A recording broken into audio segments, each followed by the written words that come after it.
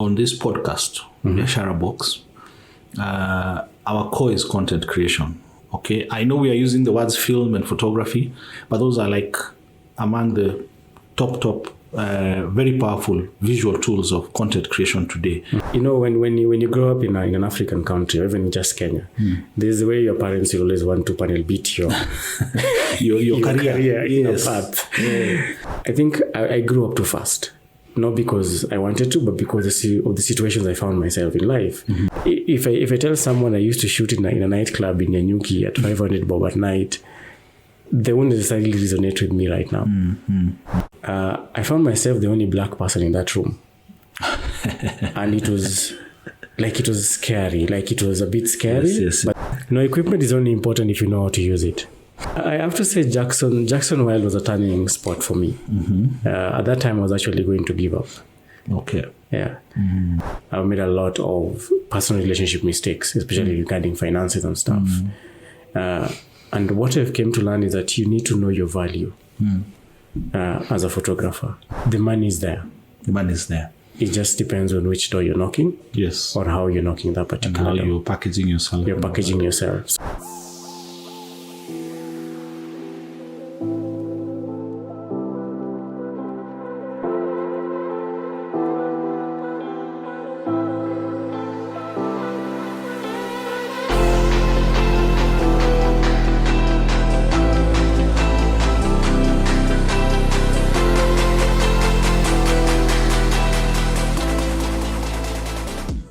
Hello everybody and welcome to the third episode of Biashara Box. Today we are very happy to have Anthony Ochieng aka Tony Wild as our guest. And for me, I'm really happy because Tony Wild was my photography student back in around 2016, 2017. And then the amazing thing about Anthony Ochieng aka Tony Wild is that every 1 or 2 months you get to see he's either getting a recognition or is being called into an international event to speak or he's getting an award. Yani, this guy has gotten so many awards in Paka, it's like we lost count. But then I'm sure he's going to give us a lot of interesting things about content creation because he's in that space of content creation, not exactly for business, but for conservation. So, Tony Wild, karibu sana. Thank you, Steve. How have you been? Okay. Yes. I think you have been traveling a lot, Lakini, for the past 6 months, eh? Yeah, traveling is part of the job, or part of the process of actually being able to get out there. And if you stay in the house, animals won't come to you. Okay. Or stories won't come to you in the house. Yes, I think even sometimes I just get jealous when I see you traveling. Mpaka kuna time ulikuwa you are in some cruise ship somewhere. Eh? The cruise ship is another different story. It was special. It was okay. Yeah, but you see, these particular experiences are the ones that make you figure out how best can you be able to upscale your skill set because I can't stay in the same level every single day. Okay. So these experiences and interactions with people is more of like a learning space. Okay. Whether it's from a cruise ship, whether it's underwater, whether it's on land, whether it's on the forest. Yes. Where you meet people. And it gets to broaden your perspective of things and all that. I think that's the best part of what I do. Yeah. So since we have around an hour, I think I first want us to start in your earlier life, when you were growing up. Did you always know that cameras and storytelling will be part of it? Ama ulijikuta? I'll have to say I actually use the word privilege because privilege is a word that people don't really like to acknowledge. But okay. I had a chance to interact with art. But now drawing art, not really photography or film, but I had a chance to feel the art and enjoy art. I think one of the instances I remember is I went to the national park back in the 90s, and when I came back, I was drawing lions. Like I had lions. This national park here in Nairobi? This Nairobi National Park. So, and I feel for me that's more of like a privilege because not everybody at that particular time had a chance to even visit national parks. But then Gava they did their thing, scrapped out art and everything else. Yes. So I had to figure out a way. So I had to go back to the science world fully, and that is where everything was. Like you have to do You have to be a scientist. You have to be able to understand the stuff. So I had to leave the arts world and come back to the science space, which is a bit difficult because I think I was brought up more of like a creative person. Yes. But then, in a good way, the government changing the curriculum, bringing back art or taking away art, allowed me to now go explore another different world that allowed me now to be able to connect with what I love doing most. When you say a different world, means being able now to get like into the scientific side. Yes. So now the scientific side was like when they were scrapping out from seven. Was it seven subjects? Yeah, seven subjects to 5 subjects, and like, what's really going on? The only other thing but then the easier ones that will pass with that art, home science, were being removed. Oh, okay. These are the ones that are helping me get the grades. Yes. But then they're being removed. Yeah. So, and once they're removed, it means they're no longer within that curriculum. Okay. And see, this affected. So this is just how a small change can really make someone lose their route into being something different. So it could have been a negative thing for the curriculum, but for you it started aligning the planets for your future. For my future, moving forward. Yeah. Okay. And I just want you to tell us how you consider yourself, your own definition. But before that, I want to ask you, so of course now there is growing up, and then you proceeded to go on to college, university. How was that like? Now in terms of aligning the planets for you, and what did you study? Where did you study? So that ukaanza kuingia sasa kwa mambo ya conservation or related kind of topics. So, nisemaji. When you grow up in an African country, or even just Kenya, there's a way your parents will always want to panel beat your career yes. path. Yeah. So unataka usome nini kama anko fulani. Yes, which is something interesting. But then you find that I think, and I think I mentioned this earlier, that I think I grew up too fast. Not because I wanted to, but because of the situations I found myself in life, where to be able to step up. Okay. So my decisions were not based on uncertainty. They were based on uncertainty, but they were based on if I do this, what will it result? Yeah. So when I was in school, I think in high school mostly, I used to be that kind of person who was more outdoors, like environment stuff, planting trees, nature stuff. But not agriculture. Funny enough, I did agriculture. Part of it. Now we shall revisit that. Okay. So you loved outdoors. So I loved outdoors, but I did agriculture in high school. I did agriculture. I did some bit of biology. Biology and agriculture were some of my strongest, and geography was key for me.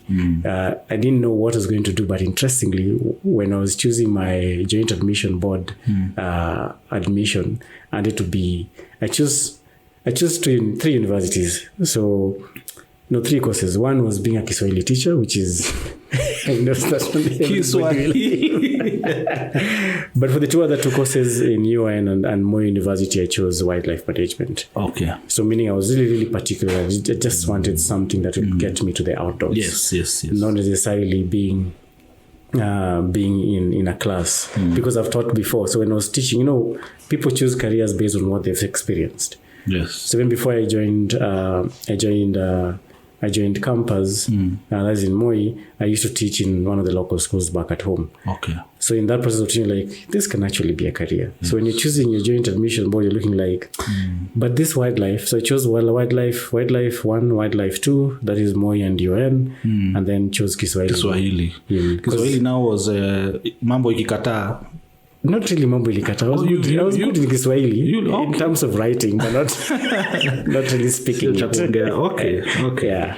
I see. I think you are pretty lucky, because there are quite a number of people, especially in the creative space, where their career paths are just chaotic. Someone is doing something totally unrelated, a number of wasted years. But you see, for you, the wildlife management was preparation, like really good, relevant, deep, scientific kind of approach, maybe. Yeah. Preparation for now your career, and I think that really really matter. It really helped. It helped. Yeah. It helped a lot. Okay. So, alafu, before now from there is where I want you to tell us. So today now, having done that, today, we are creatives, we are artists, we are...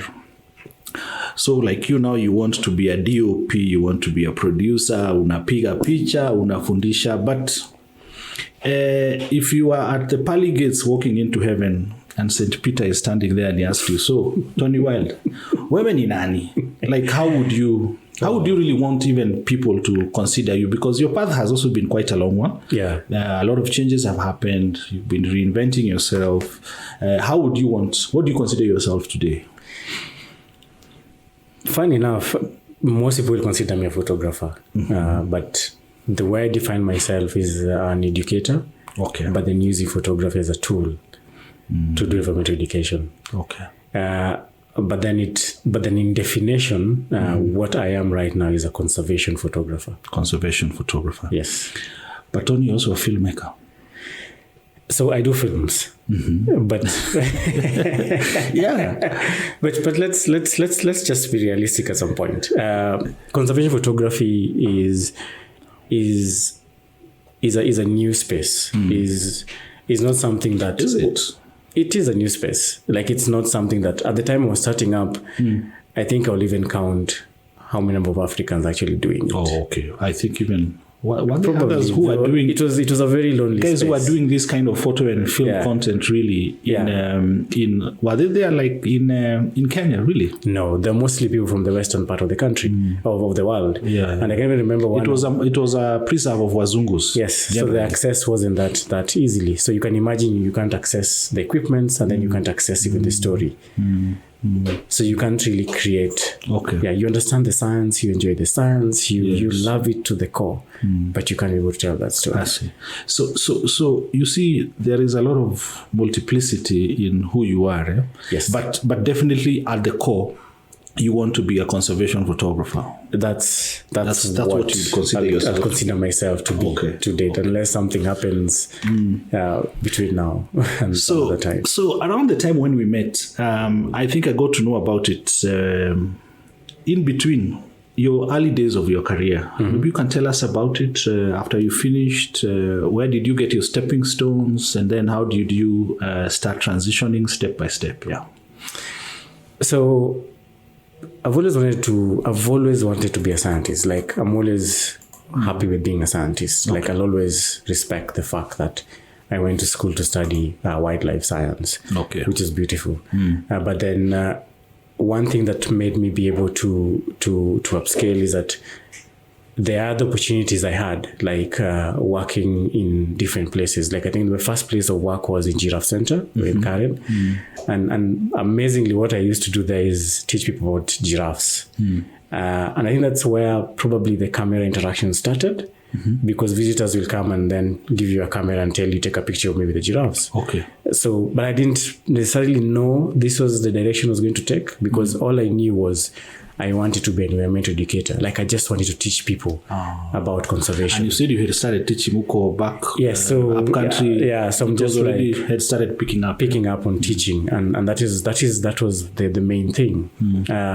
So once I did Giraffe Center, then I went to like Keep a Wildlife Forum, where I worked for almost like about 4 or 5 years. 4 or 5 years. This must have been between around 2012 to 2016 thereabout. 2016 thereabout. Okay. Yeah. And I think this particular period was a special one, because it didn't just allow me to understand conservation better, but I got a chance to interact with imagery. Oh, when you were working there? Yes. That time you were a scientist. I was just a scientist, but then I will see images. I will see wildlife images. I will go through images. Yes. And I just didn't realize I was actually training my eye to see images in a different way. So I think one of the websites I'll actually go to was Africa Geographic. They had like a competition, so I'll go down there and look at the images. Laikipia Wildlife Forum had a very nice photo book of the Laikipia ecosystem. Yes. So I used to like own one, and when I went back home, I will open them and look at these images like, this is really beautiful.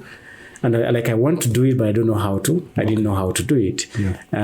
So when I was now in Keep Your Wildlife Forum, I reached out to figure out, is there really a photography school? But there was none. There was none at that time. There was none that just taught photography. And that time you were based in? I was based in Nanyuki. And the one that actually was Photo Magic, which was based in Nairobi. And they only had Wednesday classes. So I couldn't figure out how do I balance coming to a photography class in Nairobi and I'm in Nanyuki. So this is now where the journey starts. And I started looking for work that will now allow me to come and stay and be in Nairobi, because that was now my opening path. Okay. I am wondering, photography. Of course, you came to our classes and you learned, and it helped you now have the skills so that you can pursue further. But then, had you already seen a clear path that you want to? Was it predestined in your mind that you wanted to get into photography and you wanted to do films and do all those things? Or I'm trying to find the connection until how you got even into film. Amma did film later on. Was it an afterthought or it was? No, film came in back later. Much later. But photography was really, really strong. Yeah. When I used to work for Bad Life, there was this their annual magazine that came in. So I look at the magazine, I'm like, I want to be the guy who's taking those pictures. I want to take those pictures. I want to write those articles. I want to see my images on the cover page. I want to see the images. I want to see that. And that is what was driving me. I was like, and this Bad Life was after the classes, after the course, after you took. So now when I came back to Nairobi, I used to work for Bad Life International, and that's when I was like, you know what, I need to register for. What kind of work were you doing? How did your job at Bad Life look like? What? So at Bad Life, I used to do monitoring and evaluation. This is basically where I used to follow up with projects and see have they done their work. They got grants. So follow up with projects across 15 countries in Africa. Just following the Great Rift Valley. So countries that are along Great Rift Valley. So I'll go to different countries just looking at their work. But then one of the things that I realized is that when I went to the field, I had to come back with a report of at least images and an article. Show us something. Yeah, show us something, like what was really happening. And this really, and when I looked at the database of the images we had, they're not that at par. So I was like, how do I join into the space and help out with communication? Now, Tony, on this podcast, Biashara Box, our core is content creation. Okay, I know we are using the words film and photography, but those are among the top very powerful visual tools of content creation today. But then you have mentioned writing. Yes. And is it at that stage that, because I know you write and you're a good writer, which is a skill that is missing a lot with a lot of creatives, especially who are in the content creation space. But for you, is it at that stage of Bad Life, or had you started writing even reports and proposals when you're back in Kipia, or when you're teaching? That writing bit, how is it like? And did you ulingangana kuingia ama ilikuwa too natural? Well, writing is not easy. Even replying to emails is work. Okay. But I think when I went in Bad Life gave me another set of skill sets that I didn't really anticipate. Because Bad Life is a policy organization that deals with conservation stuff, and for birds specifically. And you have to respond to emails because you're not going to the field. Everybody is across the globe. You can imagine it has partner countries across Africa, and you need to respond to them on email. So you had to be able to respond to everyone on email and communicate with them. Yes. And this, for me, it pushed my limits of writing. And then the reports. And also the reports. So I used to do monitoring and evaluation. So you have to do donor reports. You have to write fundraising reports. You have to... So this, you had to be able to figure out a way to write reports. But then this is totally different with story writing. Okay. Which is a totally different skill set. Yeah. So this is something I've just been learning. I've been running away from writing stories because I feel sometimes photography for me just speaks, but then I'm now realizing that when you combine writing and the pictures together, it has more powerful. It has a bigger impact. Yeah. Yeah, and not just writing. Sometimes you give it a personal human feel. Okay. So you don't just say that this is a giraffe and give all the scientific details. And it's beautiful, but you can make fun of that particular writing process. Give it a human connection. Yes. Make it more captivating. Yes. Interesting. I think that's very important, especially for storytelling. Yeah. And from your personal, professional perspective, because there are people who are watching this and they are they're in the content creation space, they may not even want to soar as high as you in films that are being screened on the global scale, or pictures going into huge exhibitions. But then, what would you tell a young content creator the importance of having writing skills is? And I mean, does it open doors, as difficult as it may seem? Writing is powerful, even if it's just because that is what helps you connect to a world that is online. Okay. If you can't write, it becomes so difficult. I don't know if it's okay, but I have to mention there is one of my favorite writers, Magunga.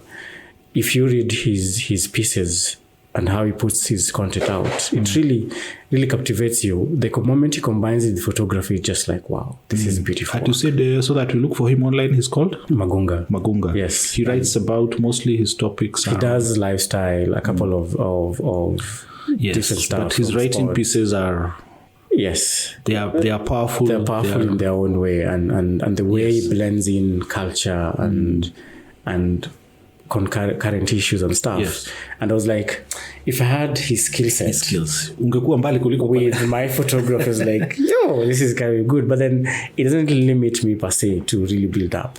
But then you can work with people like that. So that's another thing. So you don't necessarily have to be a writer, but then you can find people to collaborate with, who can elevate your writing or your thought process. That is what I actually did at the beginning. Yeah. Okay, that's interesting. Now, lakini accolades bwana umepata mingi. I'm just, for guys who are watching, let me just get this. Benjamin Mkapa, this was it during COVID just the other day, isn't it? So Benjamin Mkapa was like 2 years. 2 years ago, yes. I remember the museum. COVID, So Benjamin Mkapa, the need for conservation, and then we have, of course, Safal Eye in the wild, done by MRM, isn't it? Yeah. You go to that place.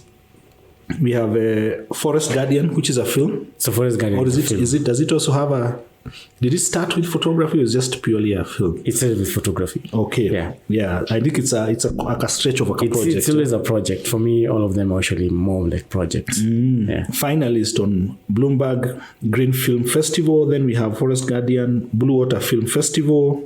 Then we have Earth Photo 2021, 2022. And then I think the most powerful, the one that I remember, it was, I think, early in your career, Jackson's Wild. Yes. So how was that like? Because I think that was quite powerful. Ndio ulienda majuu kwanza. I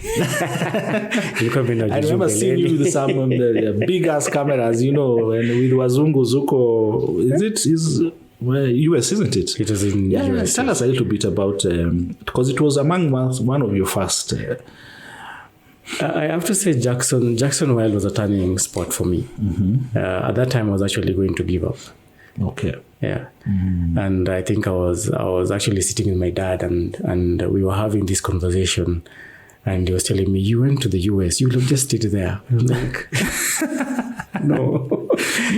you need to come back. And then I told him, I was joking in the morning telling him that by today you'll actually, but I'm going to the US soon, so just be patient. Yes. By the time evening was arriving, I got this amazing email from Jackson Wild to be one of the scholars for the film festival. And that is when I was like, wow. And the support I got from people to be able just to attend this festival was really enormous. Coming from a conservation space, and I have to mention like WWF US, which I'm an alumni of a couple of programs, was able to support me get my tickets and stuff. And then locally, there is an amazing group, an amazing couple. They're called Kampur Diaries, Purvi and Kamal, and they they literally paid for my visa to be able to get to the US. So that particular first trip was really a it's a huge milestone. It was one of the big stepping stone. Yeah. I used to do photography, and then that is when I actually went for the first time and met International League of Conservation Photographers, because they had like a workshop before the main Jackson. So you got a chance to hang out with the big boys, the big guys, if I may say. Like the guys I was seeing the images, like wow, this is, and it was interesting how. Because you can imagine when I flew into Jackson Hole, and then they had like an evening meetup in the evening. I found myself the only black person in that room, and it was scary. Like it was a bit scary, but at the same time, you're like, it was also a realization that the spaces is so much not really occupied, which I don't necessarily have to worry about where you come from, anything, because conservation photography, it cut across every person across the globe. It's just it's not an easier career to get into. There's a lot of sacrifices you have to make. So now sitting on that chair, and I could see these amazing images from individuals like Jane Goodall, Jenny, Saldesh from India. And I'll see these images of how they're doing the images. Like it was just not just about pictures. It was documentary style. It has a journalistic approach. Okay. And then they had like an impact. Like they had to like, how do you even like work towards supporting conservation? Yes. And that is why I realized just taking pictures of wildlife is not conservation photography. That's not it. You have to go way beyond. Tell the stories of the people working in conservation, the support that comes from there, the scientists, the vets, the community members, the rangers. It's a whole solar system of different activities. Yes. I'm a bit curious. Let me just pick it from, there's that, kuna picha ulipigwa na hiyo kamera kali. So at that stage, were you going there for technical skills? The primary objective of your travels, were you going for technical skills, or was it a combination of activities? Like, technically speaking, program ilikuwa aje? Ulikuwa umeenda tu utalii, ulikuwa umeenda kufundishwa kutumia makamera kali, ulikuwa umeenda seminar, web workshops za storytelling. Exactly what was it? So being a Jackson Wild scholar basically meant that I was just going to see what really goes on. There was not necessarily any training or nothing, but it was basically to be able to interact with the industry as a whole, because Jackson Wild is more of like the Oscars of wildlife filming. Okay. But then in that particular space, there are photographers, there are filmmakers, there are different levels of content creators in the wildlife space. Yes. And trust me, when I went there, again, it was a bit scary, because you can imagine in a room of almost about, give or take, more than 4,000 people in a room, and it's and you're just standing out there with your skin color. Yes, now skin color is something that but I think at that time, right now as I'm speaking, that has really changed. Because there's so many other space has opened up. The space has really opened up. That connects us to your next, yet another one. So, Emerging League of International Conservation Photographers. Because that was when we first interacted with them, like face to face. Yes, so that's when I interacted with them face to face. And then later on, and then yeah. So then later on, interestingly, it's very interesting. ILCP is a very tight up institution, in the sense that it requires excellence. Okay. It even joining as an emerging league, what you require is a portfolio of 20 images. But quite some a heavy portfolio of 20 images. Powerful, and a photo story of about 10 to 15 images. Okay. And the reason why you actually want to join ILCP. And then the other part is you have to get a recommendation from somebody within ILCP who knows your work. Okay. So for me, just having you cannot just come in as an outsider with amazing work. No, you lazima watu ndani pia walikuwa. Yeah, so there are somebody from inside who can recommend you. So when I went to Jackson Hole, I met a couple of fellows who were there. Okay. And And that is how I got to meet in person. And I showed them my work and I'm like, wow, this is beautiful. But it took me another 1 year to actually apply and join. For you too. For somebody who doesn't understand, one of the things I have noticed in our community, like Kama photographers, in the Photographers Association, there is a small group of people who are really aspiring to get to where you are and maybe beyond, conservation space and all that. I'm sure you've seen them trying to do things here and there. And for people who may be curious, exactly what does it mean for your career to be recognized as in the Emerging League of International Conservation Photographers? What weight does it hold? What would you compare it? Like the way you said the other one, Oscars there, wildlife conservation. What it does is that ILCP allows you to image licensing. And I think I'll mention one of my images actually bought with ILCP, with IUCN through ILCP.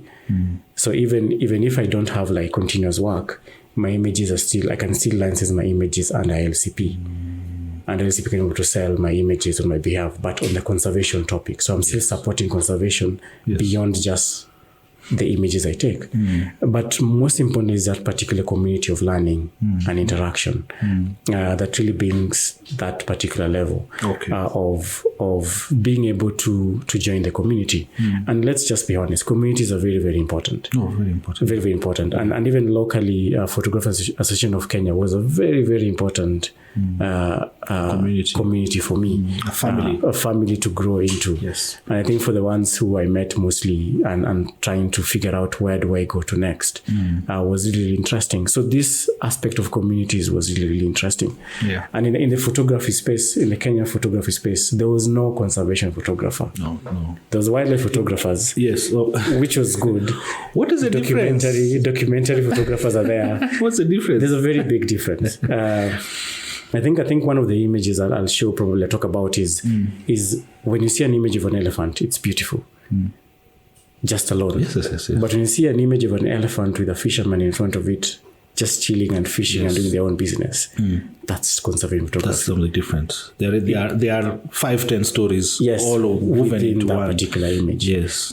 So wildlife is mainly beauty and just raising awareness. The aesthetic side. The aesthetic side of photography. But when you go into conservation photography, as I mentioned earlier, you talk about journalistic. So you combine different facets of storytelling. Yes. Journalistic style, documentary style, and then also impact. Okay. So see, like, for example, I'm mentioning a few photographers like Moav is so good at documentary. Yes. That is a skill that if you have and you combine it with some bit of journalistic style like Thomas Mkoya or Brian Otieno, or Evans Ogeto. Yes, so that really builds. And then you bring it in with some impact. So for me, from the impact side, coming from the science side, was like a plus. Okay. So when I look at an image, I'm like, how can this image be used? And how can it be to convey the message that talks about conservation? So that's purely the difference between wildlife and conservation photography. Yeah. Tony, this story of conservation, again, there are a lot of us who have been in that space. I was lucky to interact a lot with it when we were doing the wildlife census in 2021, I guess. But then there are many people I'm sure, who are watching. First of all, you've broken it down for them, wildlife photography, and then when you come into conservation. But generally in conservation, when you're doing your content, your pictures, your film, your articles, what are some of the key issues that you have to deal with? Like maybe you can give us 4, 5, 6 that at any one time, they ziko kwa surface haziwezi enda. Themes, issues, topics. Again, even in conservation photography, you can actually specialize just to be a specialist for just one particular species, like one animal. And that's what you're known for. Oh.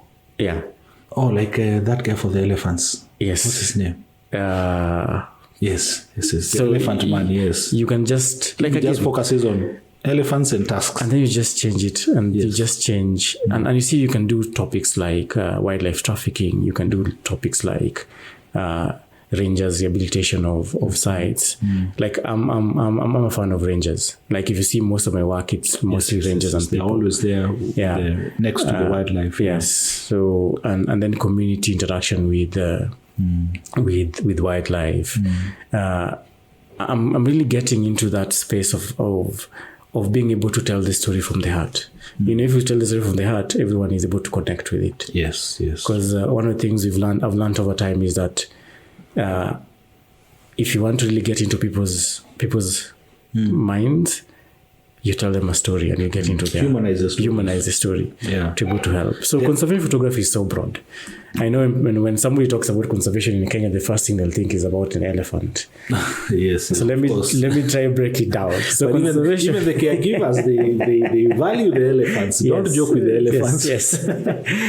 So for me, the way I define wildlife is both plants, animals, even in the water, both in water, on land.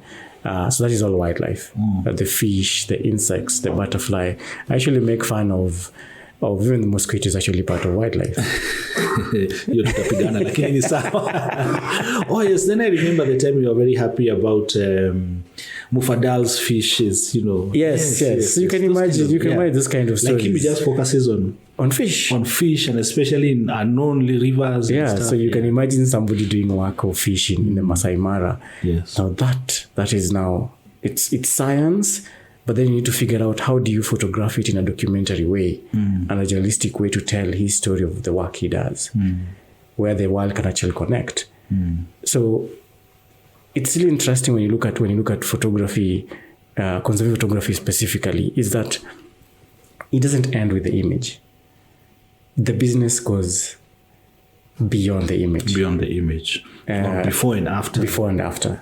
Because even right now, I think I get commissioned for images even that I shot in 2020. Yes. 2019. Or even before, yeah. One crazy image, I have to say, even right now I'm still baffled with it, when one of the magazines bought it for a cover, was an image of a draft. You see the draft that people play? Yes. Yeah? So, how is that now? Like, trust me, it was just written Arabuko Sokoke with the drafts of white and blue. Yes. And I just took a picture of it from above. And when the Nile approached me for this particular image, they were very specific in the theme, that they were like, looking for an image that because of Arabuko Sokoke, the forest. Yes, and it's one of the few forests on the coastal, one of the tropical line. Forests on the coastal side. But then they didn't want to show the forest. Yes, but there are people involved in that. Yes, so the life of that forest. Yeah, there are people involved. But then these were rangers playing draft, and I didn't even shoot their hands or anything. Just the draft alone. Yes, with the word Arabuko Sokoke. And then with that, now you can able to see, because there was like after COVID, people had to change the way they're playing their game. Yes. And when you've played draft before, what is draft name in Kiswahili? I'm forgetting its name. It's still draft, right? Yes. Yeah, it's still draft. Yeah. So you can imagine you have humanized. So now there's So now you're able to and that's just an image. And when they bought it, I was like, wait, you guys just want this image. So when I went back to when they sent me the link, I was like, really? I thought you just had a bigger, awesome image like you want. Yes. And drone shots of the forest. Or something more. But then when I realized that storytelling using photography is that you don't leave out anything. You take pictures as, like, I think one of my mentors was like, Tony, if you get a chance to shoot 1,000 images a day. Wow. And don't stop. And that is the mantra I've been running with. Like, if I get a project, I shoot. You just shoot and shoot. I shoot. Yes. But then, and then I met Sushil, who will make now the thing much more complicated. Like, Tony, before you shoot, you need to figure out the viewfinder. What picture do you want to really tell? Yes. And you see, when you're in a community, you get this. There are different perspectives, but there are arguments for each of them. And you're like, wow, this is powerful. So there's this amazing person telling me to shoot 1,000 images. And then Sushil telling me, think before you shoot. You click, yes. So you could imagine spending a whole day and you need to shoot 1,000 images. Yes. Tell me and how you have to think. Thinking. Yes. It's not easy, but it's fun. When you're enjoying this particular process, trust me, if you give me a camera right now, it's just like part of my body. Like, I'll just sink and I'll just be like 1, 2, 3. And the process becomes interesting. Okay. Yeah. So let's shift the gears a little bit. and go to your, maybe we start, just look at some of your most iconic pictures. And the way you said in storytelling, some of these pictures just look a little bit simplistic. From kwanza sisi tunapenda photography kali, but no, do we start here? Or yes, we can start from yes. Just looking at some of your work, and I think some of them I have started seeing them from way back. This is not all Bolosat, is it? No. So that's Lake Bogoria. Where? Lake Bogoria. Oh, Lake Bogoria. Yeah. Okay. So, haya, tuchambue sasa. It's I was watching one of my films the other day, and I just learned a new way of doing filming. I technically was butchering my own film. Oh, like really critiquing it. Yes, to the core. I think for me that was learning. So when I look at these images right now, I'm just like, they're just taking me back to realizing how it was just wonderful to start.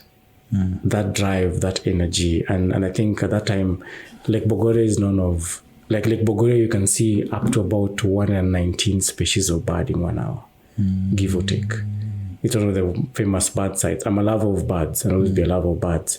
So when I went there, it was one early morning, and that particular image was just a reflection of the trees. It had no meaning, but I was just trying to put into practice what I learned in the photography. Can you remember which year this was? Yes, I can remember the year. So this was around 2016. Actually, when I was actually doing when I was still starting up. Okay. And then interesting about this image, there was an amazing gentleman called Rahim who was really good at doing edits with Photoshop. Yes, and light Rahim Kara. And I had no idea what I was doing with my Photoshop. So I reached out to Rahim to really show me the other aspect. Tony, mbona tuko na paka kwa conservation? So everyone knows about rabies. Rabies, cats and dogs. Yes. They're carriers of the rabies. And one of the things that they affect wildlife, cheetah, wild dogs. So they can really transmit. Yeah. So when you get a community that is living with such type of wildlife, when you do vaccines for dogs and cats on rabies, it just reduces the rate of affecting the rabies vaccination. Where was this? So this was in Samburu, during one of the rabies vaccines done by Action for Cheetahs Kenya. And it was interesting because they were mostly dogs, but then I saw a cat. I was like, this is a different story. So I went, and I'm a lover of cats. So I was like, let me get the cat moving out. Okay, here are your birds. Haka kapicha unakapenda sana. I know. I don't know if the three are related, but you can just tell us about. So the one for the birds in the hand is every year birds from Europe fly down to Africa, and there's a route that they have. Yes. So what the scientists do is that if you've been to a biological class, there's the capture method. Birds that will come back with a tag or a ring on their tag. So it's always an annual event, and I had a chance to hang out with these amazing ringers. We call them ringers, or bird ringers, and Kwamgu. So you can imagine, and it's it's in Ngulia, and the birds use Ngulia in Savo as one of the routes. And this was just me trying to, how do I build a story? How do I build a conservation story? So I was trying out different aspects, working with scientists, working with conservationists, visiting their sites of work to be able to build my style and build a portfolio. Okay. And in that particular image, the bird was just being released.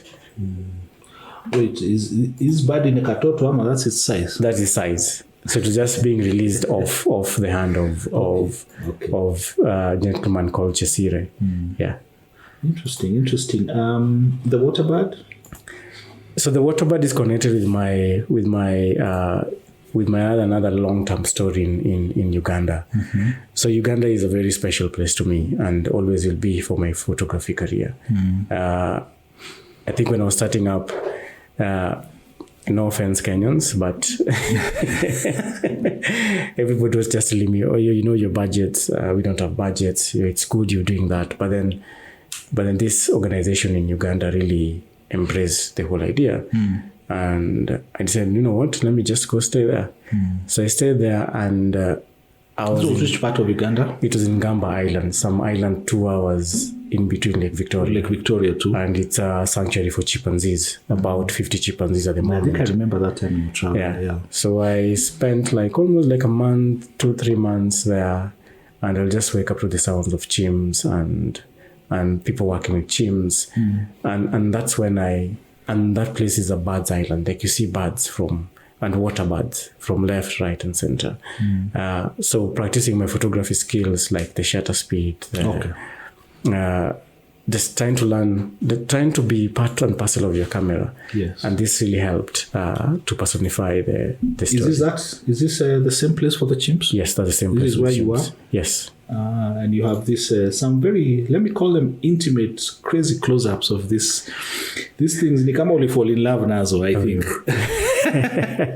When you talk about primates, chimps, gorillas, bonobos, trust me, I'll be on my feet, running. Because I've seen, you've really gotten some.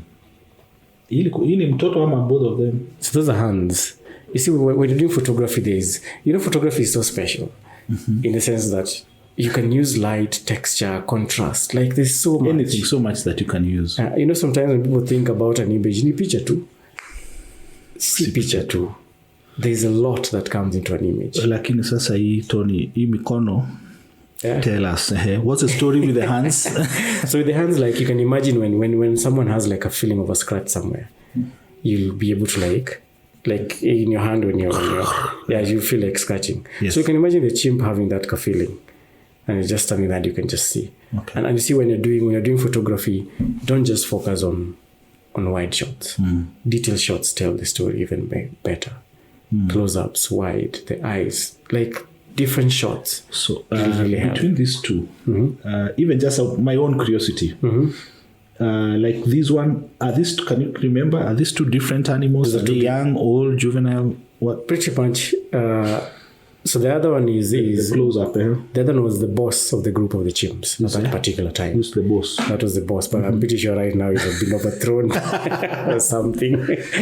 But then the other one probably was just one of the female chimps just hanging out around. Okay. When chimps don't have much, all they do is just pretty grooming, checking out each other, removing ticks and stuff. And here, of course, as you said, the people who take care of the wildlife, you always have a special place for them. Okay.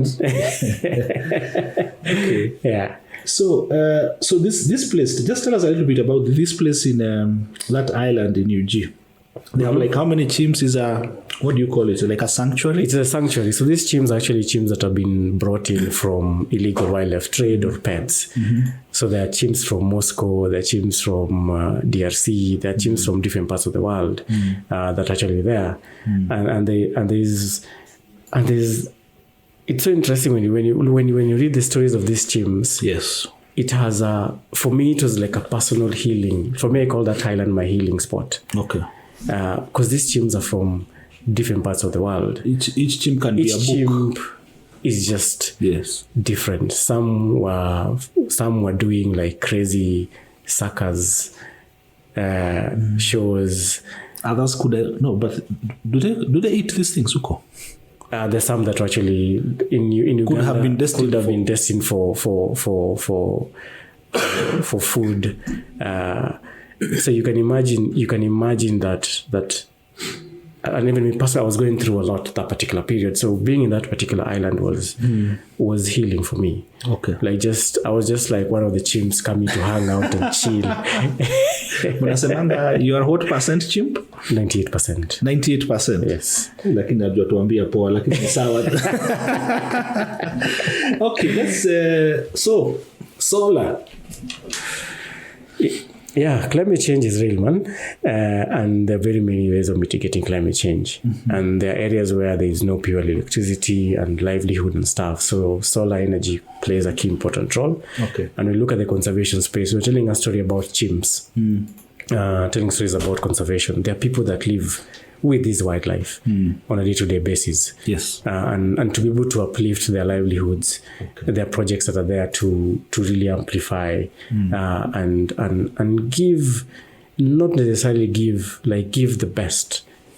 Even recently, it's really interesting that recently the president of Botswana wanted to send 20,000 elephants in Germany. I saw that story the other day. Yes. I was like, yeah, you can imagine 20,000 elephants in Germany. It would be chaotic.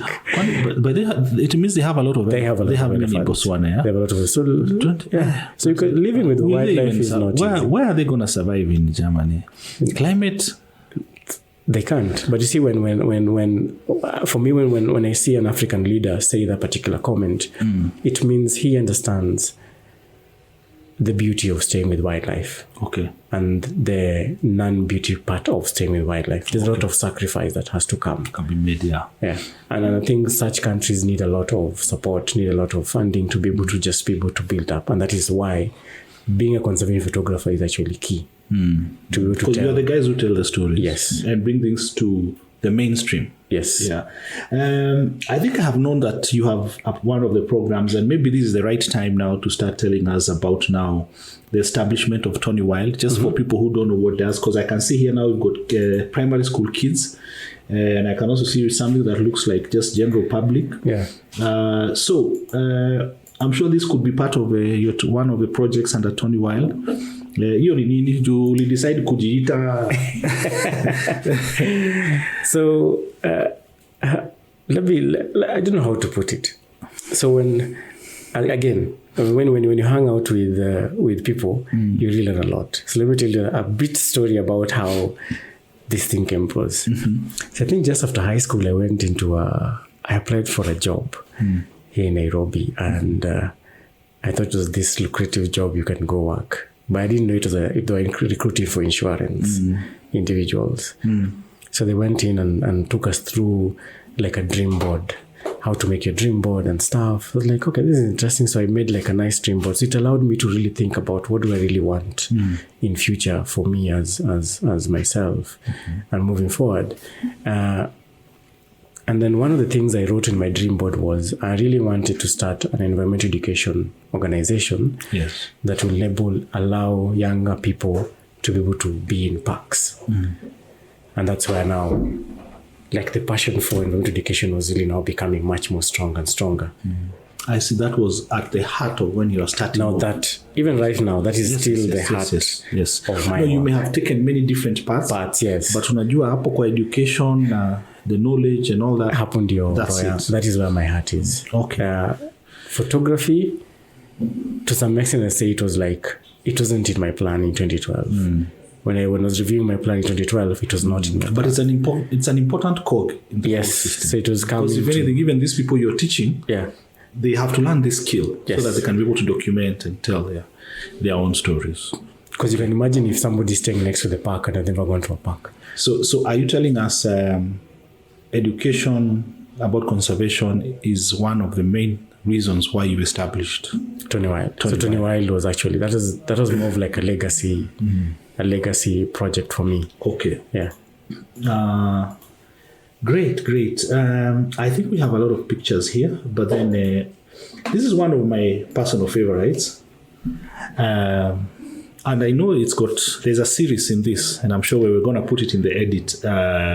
It was quite an early, one of the early bodies of work. Yeah. Just tell us about it. Of course, we know our river is pretty clean. And again, when we were talking about conservation photography, it's not just about wildlife.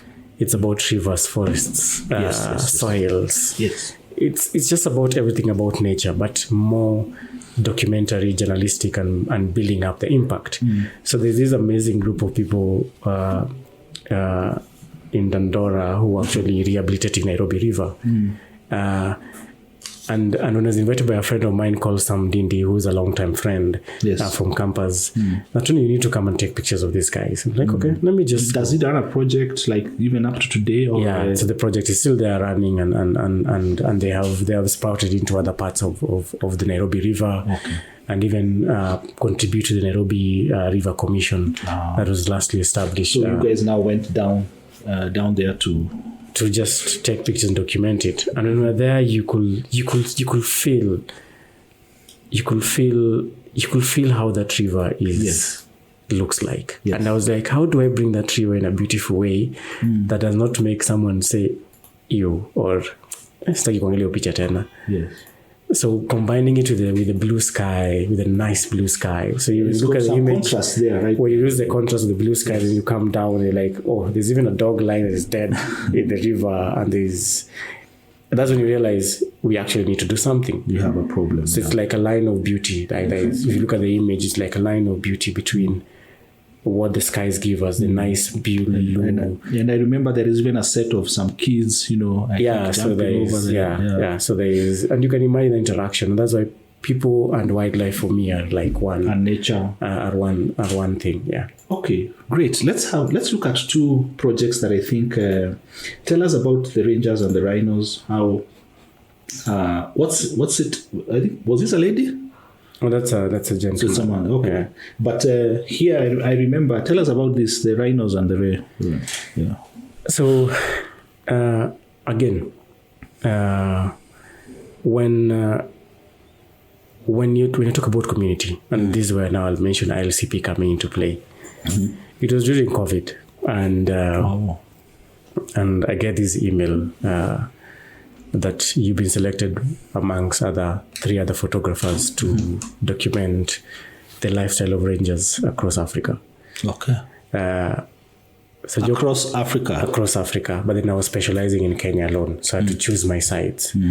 And when I looked at the combination of the photographers I was put with, they were purely ILCP. So it was a ILCP project business, which is really amazing because mimi sijaipata milioni moja, but hiyo ni milioni moja ya kwanza nilipata. And I can remember that is when I transitioned from a 70D to an ESR body. Okay. Wow.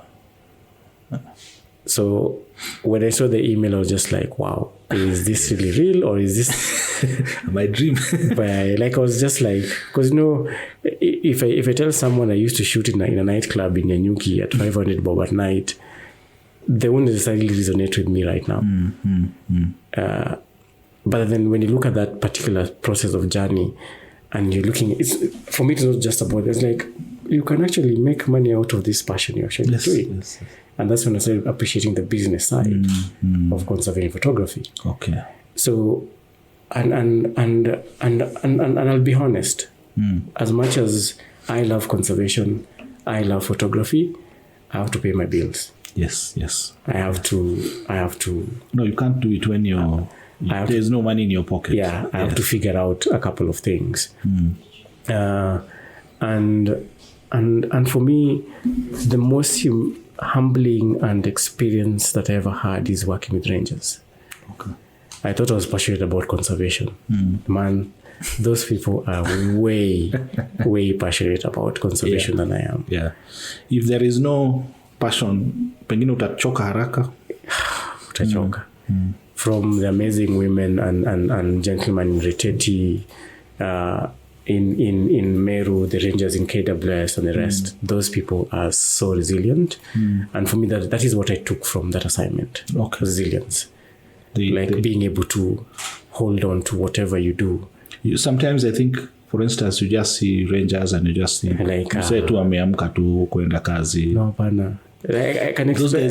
They have fun. I have to say they have fun, but at the same time, there's so much. As in, I had a chance to hang out with rangers who were doing the rhino patrol. How they did the security, man, was special. But this is where the special part is. I love food. So when they opened their... Because you can just see them with bags that you think they don't have food in their car. But yes. However, like when I opened the kabag. Well, those people have enough. Like but you have to eat. Yeah. because there's an image I took of how they sleep, but I can't share much about that. But then there is a level of sacrifice. There's a level of sacrifice. There is commitment. The sleeping pattern is comfortable and everything else. Like there's no limitation. But then that lifestyle is something that somebody in the city will not resonate. And I can imagine if Nairobians can just, or every other city can just come together for rangers for even a day and just help out ranger work. Like even, I don't know, but just if you have a ranger brother, ranger, because they're relatives, they're all friends. They're all working hard to pay bills just as they're working out in Nairobi to pay bills. They need to be appreciated for the work that they do, going an extra mile to conserve. So when I was doing this project, that was the main goal. Okay. To amplify the I love this drone shot, by the way. I think was this mangroves or what was it? This was there's this body of work for. Yes, so this body of work, again, conservative photography, you have to think about a body of work. Yes. It's not just one image. I think even in like international competitions, even when you are doing PAK awards, yes, there is the one photo and there's a series. Yes. So that body of work part is very, very, very important. So when I was doing these mangrove stories in 2021, just COVID era, and that image of the drone shot from above was actually directed by a friend of mine who's a driver called Courier. And I was like, Tony, ask him, can this drone really go? Can it face down? Like, follow me. And when I followed him, I saw this reflection of the sky on the ocean, and it just completed. That's the shot. I have actually a video for that separately. Yes, I think on the film or something. It's in the film, yeah. So it was so beautiful. But this particular series has not only just enabled me to appreciate my role as a conserving photography, but also has amplified different types of stories that have come out of it. Because right now, from that mangrove story, I've got into now in depth into ocean and trying to figure out how best do I tell ocean stories. Yeah. Okay, and I think we're gonna come back to the oceans. Yeah. There is this one also. Ulikuwa unafanya nini back nyumbani kwa ushago kwenu na masamaki? You know, when people think about conservation, they just think it's about wildlife. No, there's a lot that comes to play. So during COVID, during COVID period is I was trying to look for stories within because we were not allowed to move much. Yes. And then I noticed something special with what happens in my own village. That's in Rusinga Island. Rusinga Island. Yes. I know pretty much all Kenyans have eaten omena, pretty much all. But some will say the eyes. Yeah. But when you think about how omena is fished, they use lights. So the fish is attracted to the light, and then the fisherman can now be able to capture the fish. But then over time, I saw these awesome yellow lights on the lake changing to white. And upon asking more information, it's my own people. People hang out with my uncles and my brothers, and they're like, there's this solar thing that they're actually implementing within the particular space. And I'm like, there we go. That's a story. Yes. Okay. So how do you tell a climate change story? Yeah. The most interesting part is that you're telling a story within your community. And in every particular story, when you tell, I had to hire my uncle as a fixer. So it's not just about, as much as a photographer coming from that particular community. It was also very close. It was close, but I had to also do it professionally. Yeah. So I had to hire my uncle as a fixer. Yes. Pay him. Yes. Mlikuwa kazi. Tulikuwa kazi. Yes. And even at the end of that assignment, what is special about this assignment was I actually had the first solo exhibition of this assignment. That was, I think, my first solo exhibition. But with my community. Yes, it's the one that you went to do back in your yes. Shago. Yeah. So you can imagine that Yes, it could have been Sonia, but it's also so far. Yeah. But they connected with the story. They know the story. They talked about it, and there's even a video that we did, like a reel about that particular story. Yes. So conservative photography does not end about you taking the image as a photographer and just going with it. It's you figuring it out. How do I now use it to support that particular cause? I think I had you mention, and this is important even for guys who are watching and they want to take stories into a deeper level. It's still close to documentary kind of work because it's storytelling. I have heard you mention, like you could have just visited a place once, taken a few pictures, and maybe you had to go back over time, document long projects, have a much larger body of work, bigger exhibition, a photo book. How impactful is it, other than just taking pictures and posting them just on social media with one paragraph caption? How important is it to have that broader view of a project where you can have an exhibition, you can have photo books, you can have films, you can have maybe other supporting content? How important is it, especially for guys who want to get into storytelling, not just for conservation, could be even for other kind of stories? I think when you do multimedia approach of storytelling, it just builds up your audience. And it builds up on what cause you're actually building. Yes. Because not everybody has the time to look at a film. But they have time to look at a film, at a set of images. Yes. Not everybody has the time to go through listen to audio or they're podcast people, but they are good with writing. So when you do storytelling with a multimedia approach, you're able to now build up that intensity. And I'll probably throw in a secret for a bit of a business perspective, is the sense that if you approach storytelling from multimedia approach, you create a lifetime content that you can able to either be commissioned, or they cannot be a portfolio, but you can still be able to go to be able to share them out across board. And I'll give an instant of the one for like the Forest Guardian is a story that is spouting from a photo story of James, and that's when I met the amazing character in the Forest Guardian. Yes.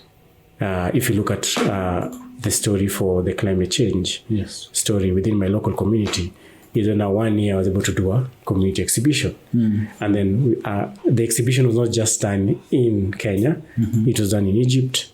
Last year I did another in Benin. Yes. And this is just one story from my local community. Yes. And there's always a lot of local conservation stories. You just need to look. You want to go and tell. Yeah. I remember the Nile exhibition.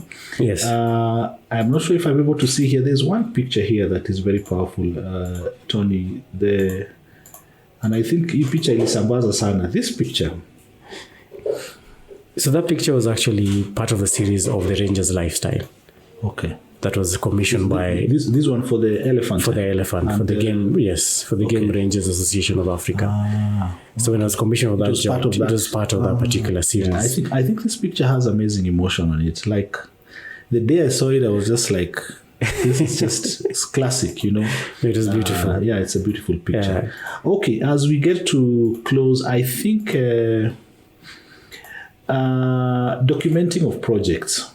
Hii project ni uchokozi tu, lakini hii nyasi ni nini mnachimba hutu tu vitu. Hebu tell us about it.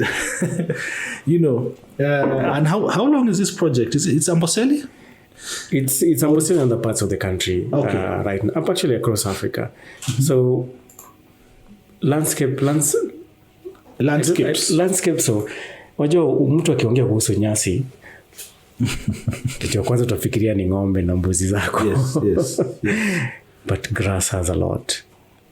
Grass has a lot of like iko na vitu nyingi sana. From water retention, from reducing soil erosion. Its relevance in ecosystem is like the way we say about bees, or something, and the way they indicate a lot of things. Yes. So the role of grass too kwa it's very, very important. Ndio ng'ombe inakula, ndio wildlife inakula.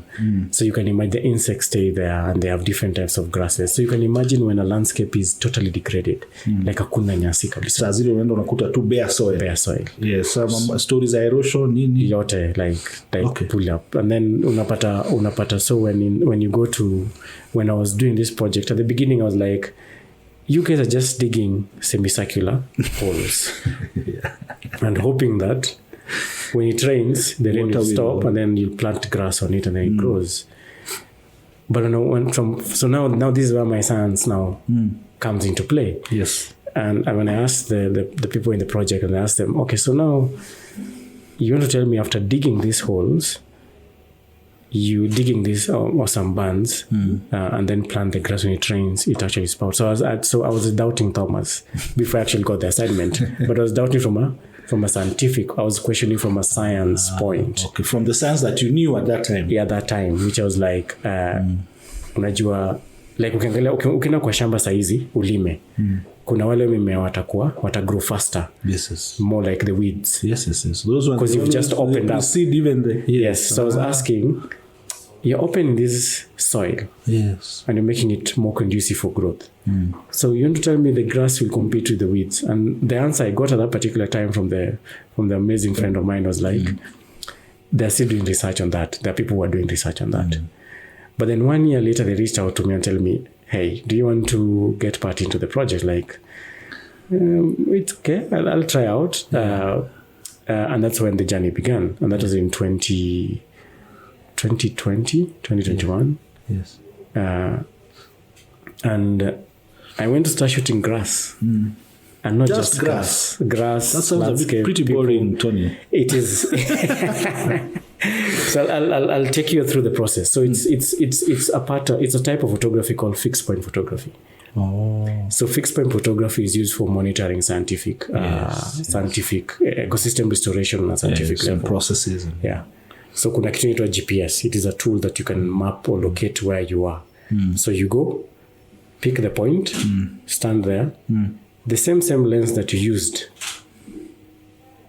is the same lens you will use for the next 4 or 5 years. So when you go there, you take a picture, and then if you go to that place and take a picture of the grass, there's no grass. Then you go to the same place after the intervention is done, and grass has developed. So if you look at the images over time, you'll see. You can see progression. In short, for a photography language, it's like a time lapse, but now a longer period of time lapse. Okay. And it was so beautiful for me because it was not just about the grass. It was just about the wildlife, the people, and this amazing relationship. And all the things that it's supporting. Yeah.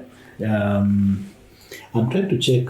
I'm looking for, but the elephant photo, that photo is stunning. Yeah. The elephant in the water and the boat.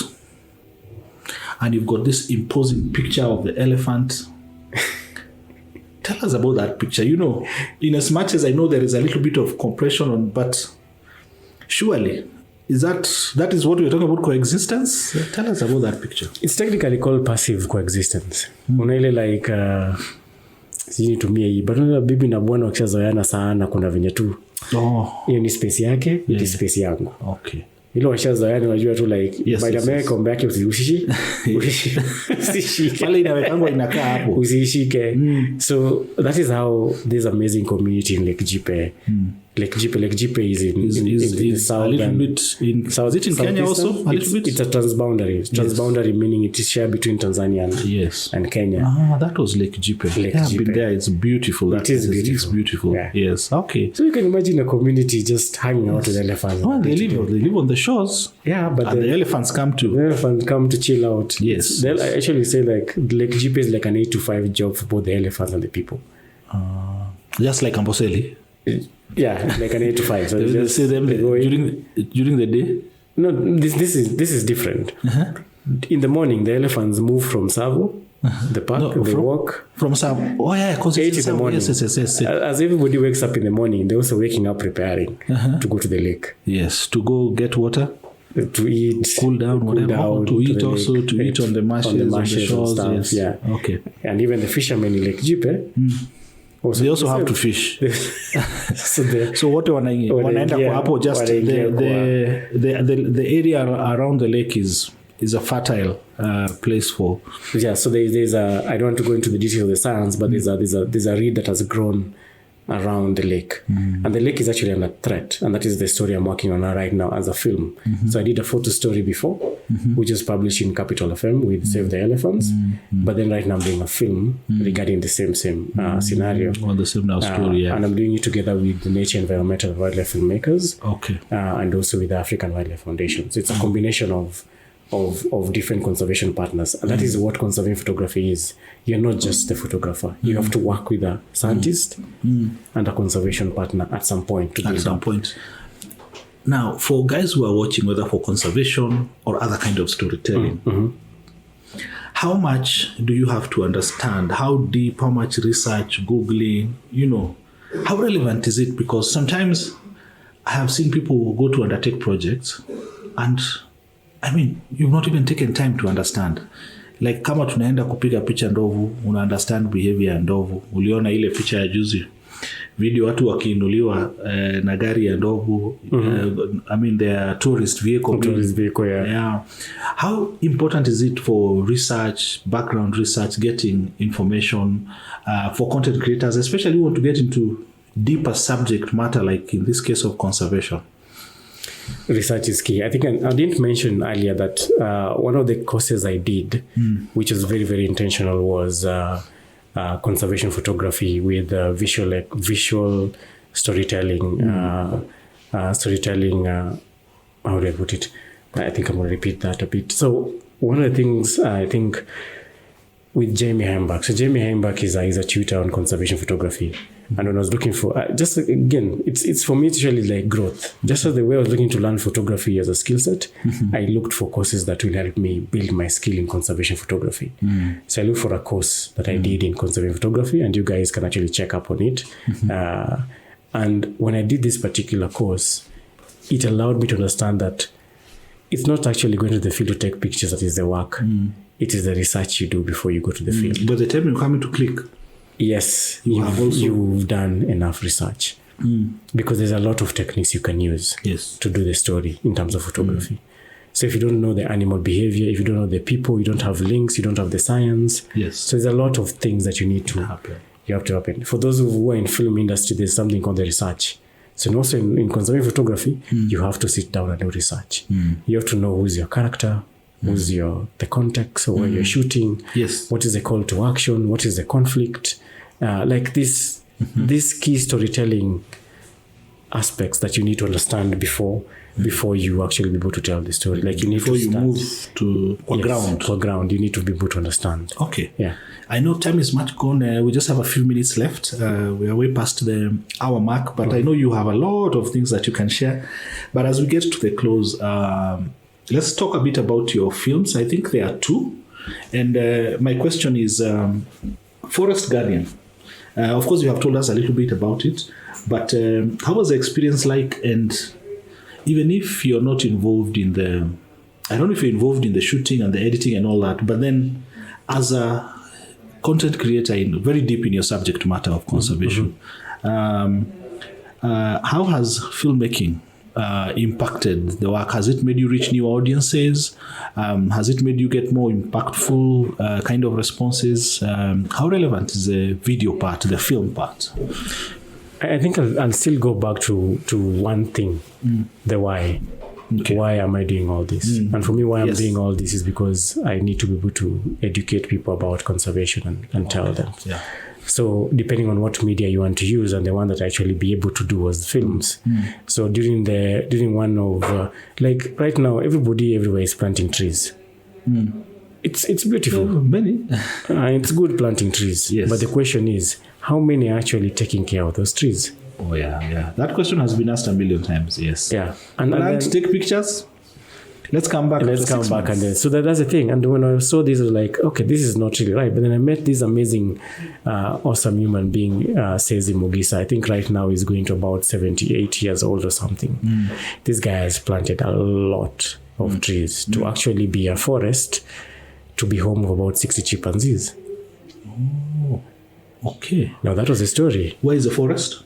The forest is in western Uganda, between one of the major forests, Budongo and I'm forgetting the other name, but it is in Uganda, in the western part of Uganda. Okay. And when I met Sezi will just talk about the forest.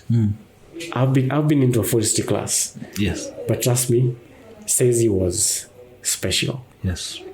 And he's never gone into a forestry class.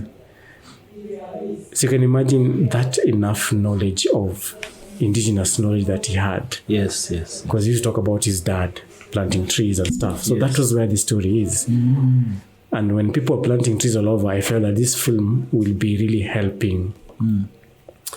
Will really be helping to tell people that it's not just about planting trees. Yes. It's about growing trees. So the film has like a lesson plan. So Tony Wilde Foundation, which is now the organization that uses the film now to teach kids it's about. also part of now, yes, the education program. So again, the why. You need to think about when you're doing your photo stories or film, you need to think about where or why exactly are you going to be able to use those particular stories. Okay. And that's how the Forest Garden was born. Okay. Yeah. Matumbawe? Oh, Matumbawe. This is special, eh?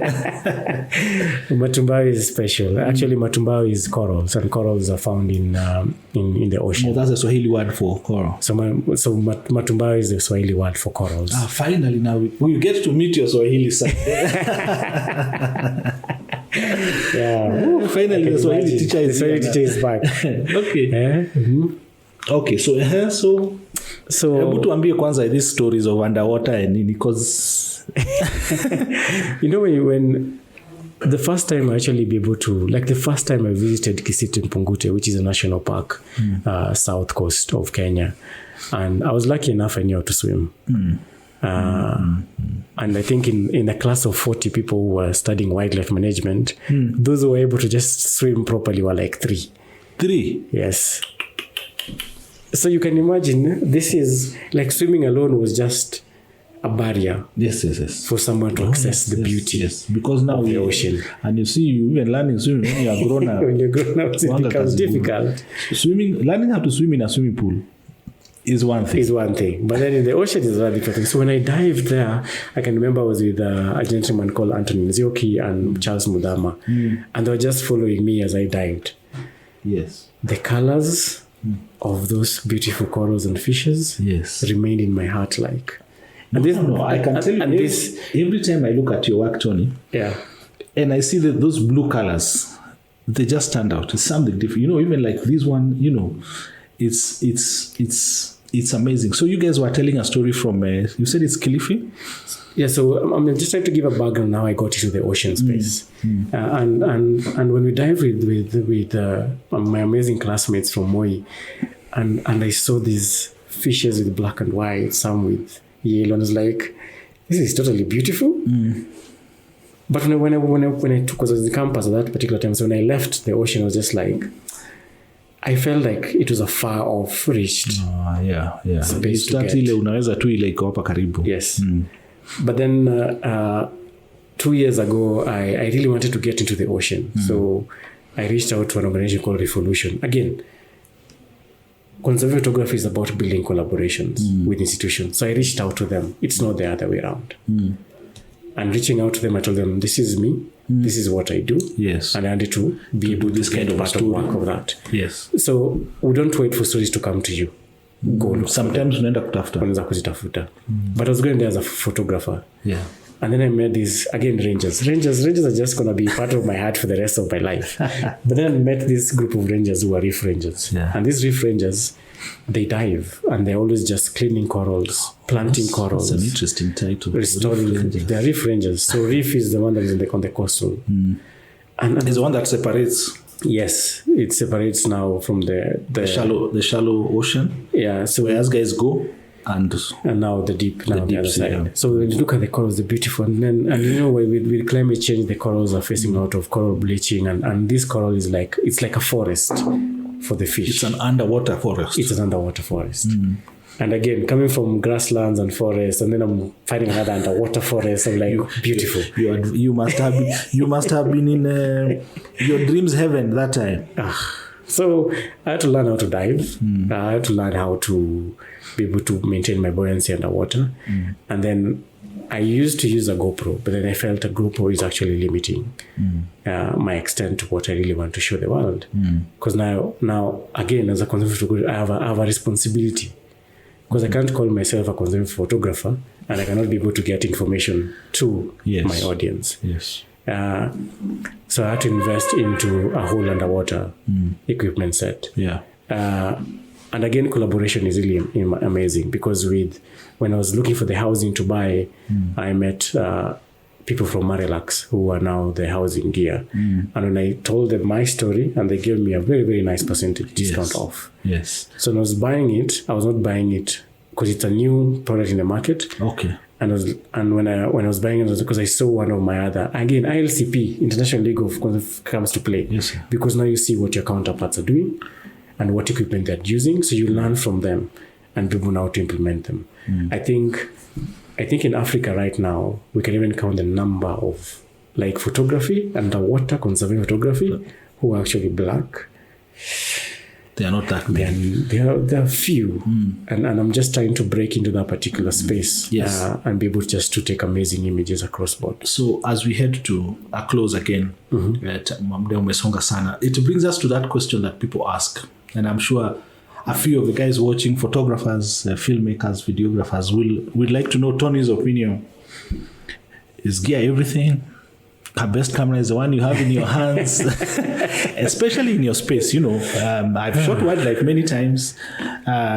Where does gear end and where does it not end? Where does it become important? Because by the way, I don't know, is this the brand or something? Yeah, this is Marilax. That brand. I remember watching the reel when you were unboxing, and I knew, hey, this one, Tony Wild is just in heaven right now with that thing. I was in heaven. I wouldn't know what it means to you, to have that housing. But so how important, even not just for conservation, but in just general content creation, photos, film, design, because I know even yourself you do a little bit of graphic design. Ni muhimu vile. Hey, that's a conversation. It's tough. Bana, sema ukweli. No, equipment is only important if you know how to use it. That's what I'll say. Equipment does not really make a difference if you don't know how to use it, because you can find somebody who has an R3 but never has a chance to shoot anything with it, or even have the skill to even shoot it. Okay. So there's a difference. When I talk about equipment, for me is get equipment that you can use for a lifetime. If you're a business person, think about an equipment that can give you the money value of your business. For business. That's me right there. Yeah. And I think that I learned from you.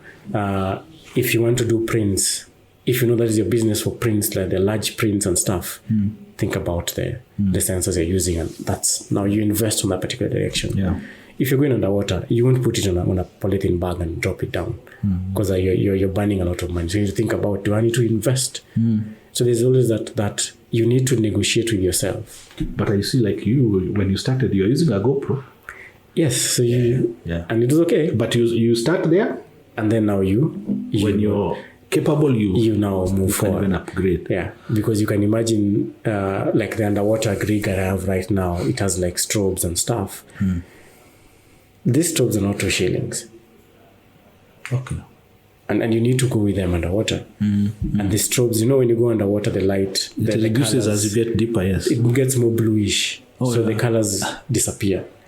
So what the light does is now brings the natural color that we are used that you're used to seeing. So the strobes now, the light helps us get the light back. I never thought about that, by the way. Yeah. Okay. I think I should rig that camera one day and just show you how it looks like. It's heavy. Yeah. But when you go into water, it becomes. Trust me, the first time I went to that camera, it was like I was shooting on land. Yeah. There was no difference in shooting on land, because I understood the diving part and I was comfortable underwater. And trust me, the compositions, the lighting, what is happening, like there's so much happening in the ocean. At one time, yes. They say it's a totally different world. It's a beautiful one. Any other animal on the surface, has a similar animal on underwater. So the corals are like the forest, and then there's the lions and stuff within. Okay, so tell us one last question, Tony, because we need to wind up. Okay. Sasa hii kazi, hizi ma-content unafanya ma-film, ma-picture, na wale wana-watch wangependa kujua kuna do. You can tell us what you want to tell us, and that which you can't tell us, you don't have to tell us, but kuna pesa, na pesa itakuja kama ya weddings ama birthday party photography.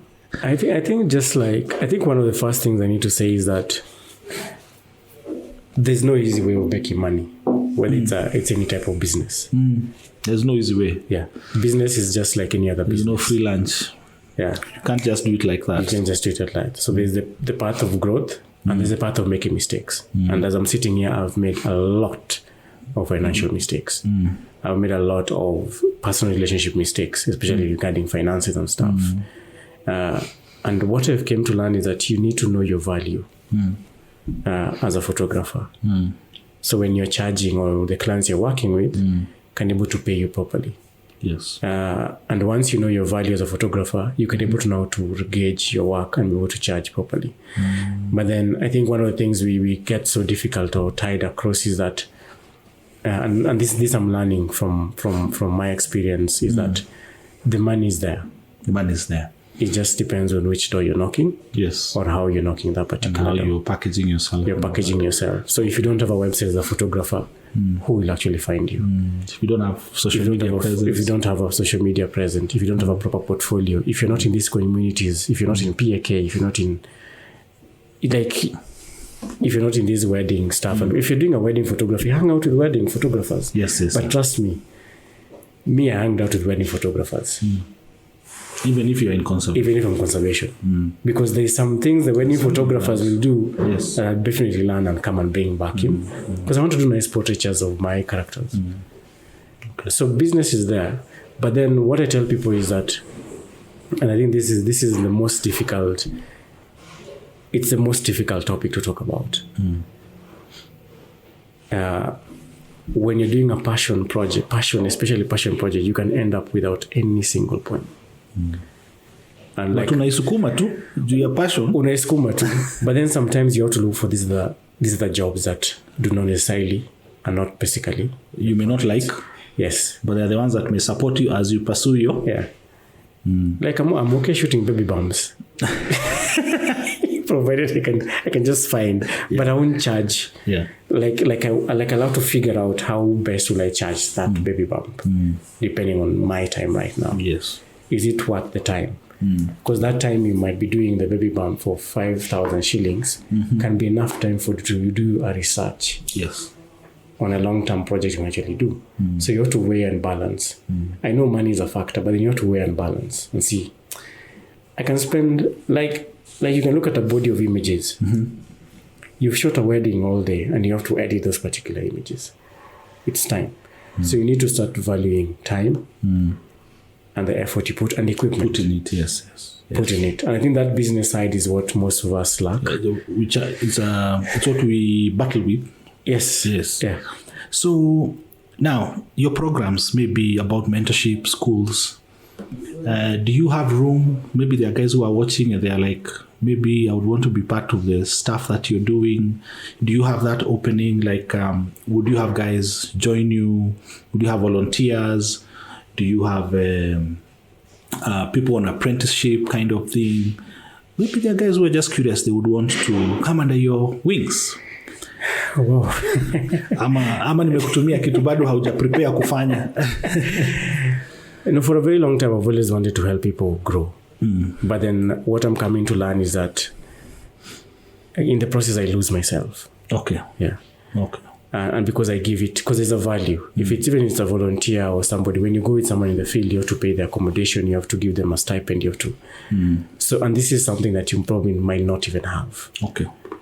But you have to, like, there's nothing for free. We use these words, I'm volunteering, but it's not for free. No, they are certain. There's a minimum cost to it. There's a cost that if you're not paying for it, I will pay for it. Okay. And that's when our relationship comes really key in that particular aspect. Yes. So for moving forward, I decided that all I'll be doing is, if you want my time, you have to pay for it. Okay. Like you have to at least nilipie tu stima. Okay. Niwakishe nyumba. Yes. At least Yes. of bare minimum. I really want to help. Okay. And it's no offense. And that is why other photographers are doing workshops, are doing tours specifically, just to be able to pay up their bills. So I'm happy to share information one-on-one. If you find me anywhere in the street and you want information, Okay. I will give it to you. And I think there is a portal where guys maybe, is it still open or not? Yeah, so we still I still have where you have to apply and you vet and see if your worth is all the time and everything else. And it's just about like it's not easy. No, your space. I mean, I have seen you grow. It's from back in 2016 and now, it's not been an easy journey. For you, I bet. And you've done your 10,000 hours. Now you can almost lean back and have it start reaping your benefits. Ya mwisho kabisa. So ndevu zimefanya nini? Alafu na hiyo African hata niliona umepiga picha nayo. Unataka kutushow? No. Ama it's a new rebranding. So it is. So I think that is more of personality for me. Okay. Is that initially when you met me, I had like a whole ring of bands in my arm, and it became like more of like an identity. Okay. So when I got rid of this, I was like, what are the new identities? What next? What next? So I decided to like do the nice beard thing, just for fun, not necessarily just because when your passion is your work. There's the way you become, everybody sees you like, hey, you're mtu ni serious. You're mtu, you do something that makes people like, hey, by name and change. So it makes it. Of course. When I saw you with that African, it's kind of what I was like. So the African attire for me was when I went to Cameroon the other day is the colors. Colors. And if you notice with my images, the colors are so sharp and brilliant. So when I saw, you like your colors really brilliant and so when I saw the art, I was like, wow, this is so beautiful. Like I want it on me. I want it on me. But I'm having this thing that I'm doing right now. For every country I go to, I look for a traditional cloth and just do like a collection of. Because I don't have time. Like sometimes I don't have time to go to the shop to look for. Because if you find me either I'm in Crocs. Okay. I'm in khakis. Sawa. Yeah. Okay. I think that's it. Yeah. We'll have hope we'll have another chance to talk more because even my personal friendship with you, I know there is so much more that you want to share. Yeah. But thank you very much for taking the time. Thank you for having me. I hope that for our followers and viewers, they've gotten a chance to learn something, whether you want to just get into other different kind of content, whether you want to write documentary work. I hope you've gotten some nuggets of wisdom and knowledge from almost a decade of experience in Tony Wild. And we hope to see you in the next podcast, number 4, next week. Thank you very much for watching.